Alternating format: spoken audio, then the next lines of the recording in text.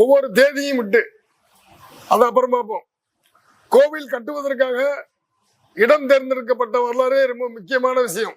புண்ணியமான இந்த ஊர்ல இந்த புண்ணிய கோவிலை கட்டினதுக்கு தமிழ்நாடு ஃபுல்லா இருக்க சிவனடியார்கள், சாதுக்கள், சன்னியாசிகளுக்கு ஃபர்ஸ்ட் நான் நன்றியை செலுத்துகிறேன்.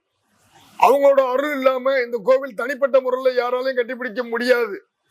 நான் இருந்து பார்த்தாலும், நான் இருந்து ஆர்கனைசேஷன் பண்ணாலும் தமிழ்நாடு ஃபுல்லா இருக்க ஒட்டுமொத்த நண்பர்கள், சிவனடியார்களுக்கு நன்றியை காணிக்க வைக்கிறேன்.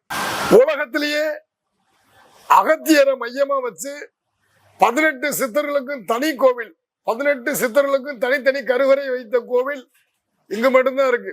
இந்த கோவில் கட்டி முடிக்கிறதுக்கு முன்னாடியே நாங்க முடிவெடுக்கப்பட்டது, கோவில் பொது கோவிலா இருக்கணும், ட்ரஸ்ட் பொது ட்ரஸ்டா இருக்கணும், வழிபாடு பொது வழிபாடா இருக்கணும்னு முடிவு பண்ணோம். அதனால இந்த கோவில் நடை அடைக்கும் நேரம் கிடையாது. அது மட்டும் இல்லாது பொதுமக்களுக்கு சிறப்பு வழிபாடு, பொது வழிபாடுக்கு கொடுத்துருக்கோம். அது என்ன பொது வழிபாடு அப்படின்னா, மொத்தம் 22 கருவறை உண்டு.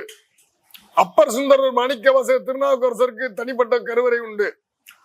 18 சித்தர்கள் மட்டும் இல்ல, எண்ணிலடங்கா சித்தர்கள் கும்பிட்ட குலதெய்வமாக வழிபட்ட, அன்னையாக வழிபட்ட பாலாம்பிகை என்கின்ற திரிபுர சுந்தரிக்கு தனி கருவறை உண்டு.